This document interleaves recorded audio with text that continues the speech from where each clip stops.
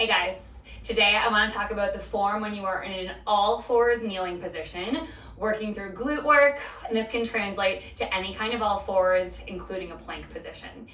If you feel your low back, your neck or your shoulders causing a lot of strain and tension in the body when you're in that all fours position, then this video is for you. So we'll start on the hands and knees into this space, and we'll start with just one of the first things that I often see when people come to this all fours position. They extend the leg out and they bring it back in. And while I'm moving right here, you notice this doesn't look awesome. I don't have a ton of control. My spine is all over the place. My arms are all over the place. So are my shoulders. Doesn't look good, doesn't feel good. So let's break it down. The first thing to think about is the stability of your spine. So before you even move the legs, lift the abdominals. You feel that wrap into the center of the core. Notice my back isn't arching and sinking.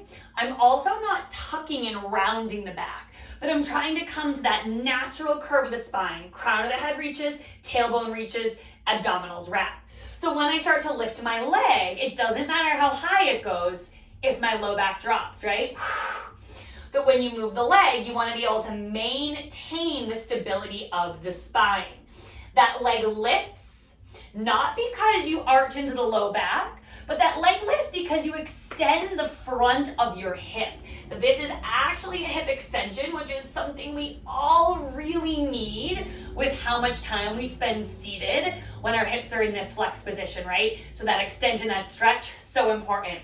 So that first thing, you're thinking of the abs, the length of your neutral spine, that natural curve of the back, staying nice and still and steady the whole time. Second thing, let's talk about the support through our shoulders and our neck here. That when we're moving, or even when we're stable, whether you're in a plank, a push-up, or this all fours, check in if you're pinching your shoulder blades together. You want to feel that you push away from the floor. And if you're not sure if that's something you do, move between those two spaces. Let your shoulder blades pinch and the chest drop down. Push away from the mat, make space between the shoulders. One more, inhale, pinch, shoulders drop down. Exhale, push away from the mat.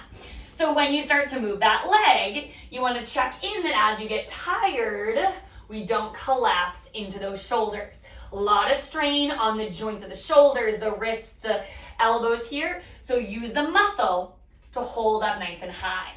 And then one more similar to that joint strain is the elbows.